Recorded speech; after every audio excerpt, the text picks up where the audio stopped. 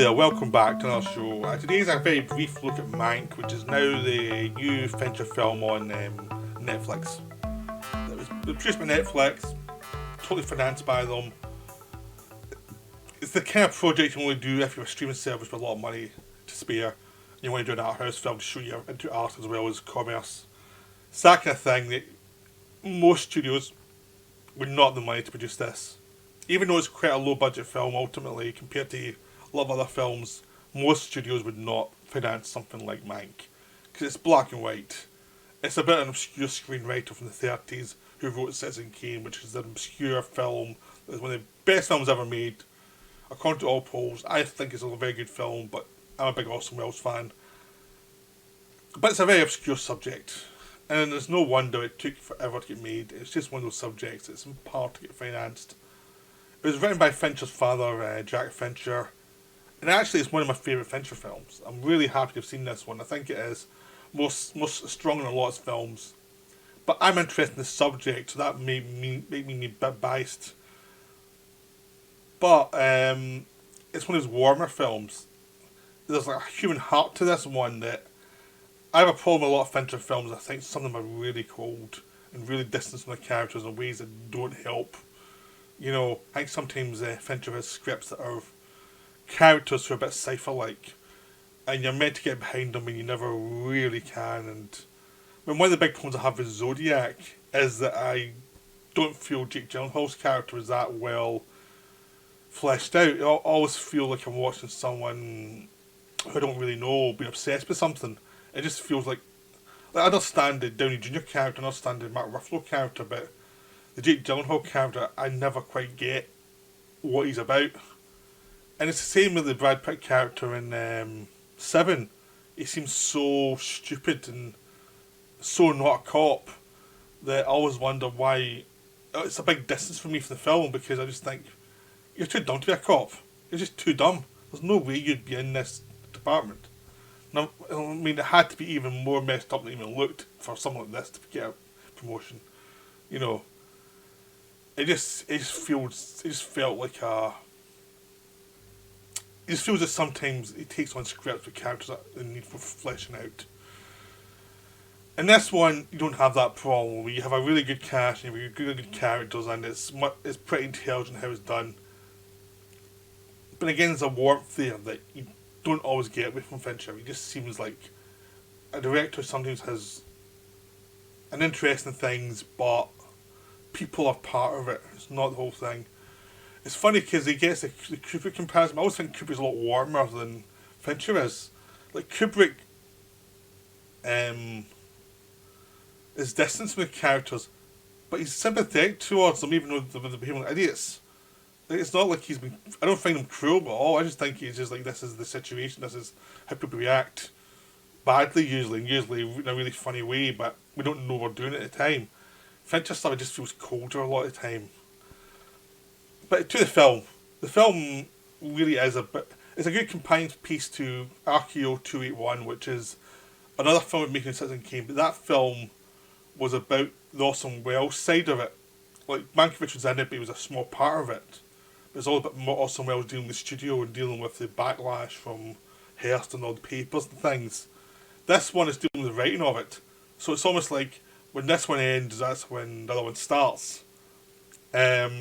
This is how Mankiewicz is in a terrible place, career-wise, financially. He's just in a terrible place. He's lost a lot of his goodwill. He's a drunk.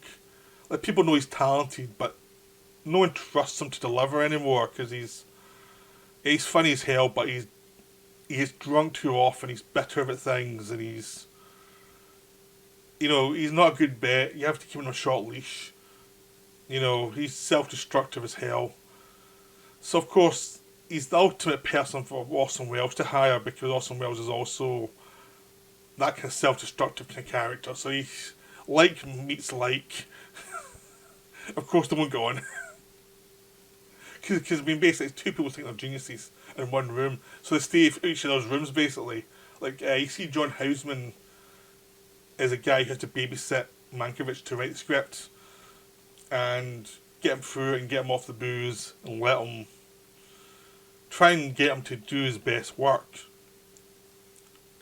And it's all about the process of getting him to get his... So he's seen the 1940s version of Mankiewicz, you see him writing the thing, and him like squabbling with the two women who have to take care of him while he's writing it, like his secretary and his nurse, and houseman, who none of them actually like very much. And you've also got the flashbacks to Mankiewicz in the 30s as a leading writer before his fall, as he goes from Paramount to MGM, has to suffer under Louis B. Mayer, and his relationship with his brother, Joe Mankiewicz, who would go on to be a big writer and director. And it's just a bit of the process of how he's going to get worn down, and how he's already worn down. But even we get the flashbacks to his earlier part, he's already worn down even then. He was already knocked back, destroyed by life then. But he had some wit about it. When you get to the later parts, he's like really drunk and he finds it very hard to get a move on, because life has kind of cracked him, because he hasn't lived up to his own ideals of what he should be, but what his life is, what his destiny should be. He should have been doing great work, and he's just done pap for the studios from his point of view. But he's a guy he restructured Wizard of Oz. He's done a lot of stuff behind the scenes. He rewrote a lot of scripts you've seen that are now classics. He did a lot of script work on a lot of those films. He was in the studio system where there'd be groups of writers trying to work out how to sort of scripts. And there's a really funny scene earlier on when they're still at Paramount. And with Ben Heck and quite a lot of the famous writers from that era all try to go into the office of the boss and actually pitch something which they know is a load of bollocks.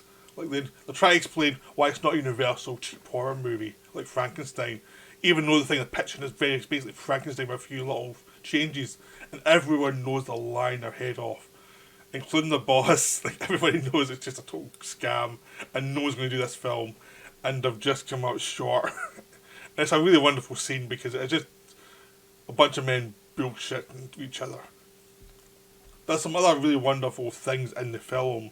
Like you actually see Mankiewicz at home with his wife, and you also see him dealing with Hearst and why he burnt in Hearst in the first place, like, which is all about the democratic elections and how Hearst did a lot of shady tactics to make sure his man get in rather than the socialist. And I mean, there's a lot of like conspiracy about communism and all the rest of it, which Mankiewicz doesn't like. Mankiewicz is he's a social conscience, but he's not like a diehard. He's like he's nice to people. He tries to be nice as best he can. But he's not going to join a union. With his brother creates a union. He's not a big fan of that because he thinks they'll get destroyed. But he does his best, and he does put money into different things to try and help people out.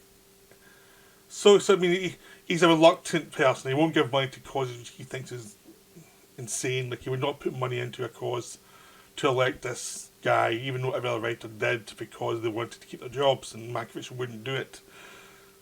You know, he's gambling all the time and losing money that way. He's just so self-destructive, but there is a social conscience, and he does defend people against the charge of being a communist, because he says now communism and socialism is different. Socialism is they want part of the money which they've made by their effort. They just want a decent share so they can live.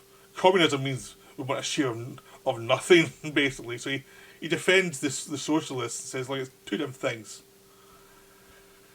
So you see the kind of complexity of a guy who's self-destructive, a guy who actually lives on the top. He's feeling guilty about it, and he's seen the corruption, and he's seen dealing with Hearst. He's dealing with a lot of people he likes who are corrupt. Like, and he's corrupt as well. Like, he knows he's corrupt. He's drinking himself to death because he knows he's corrupt.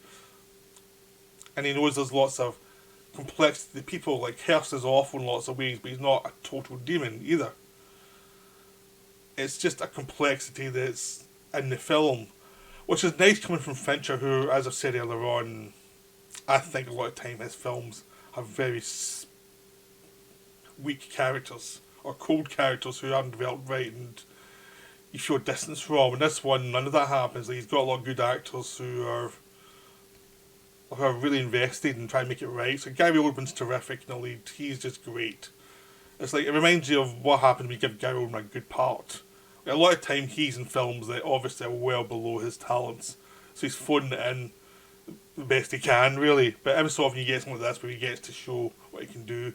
There's Charles Dance's Hearst, he's really good and kind of haunting. Imagine just Siegfried as Marion Davies, who's a very human character, who's a pal of Mank.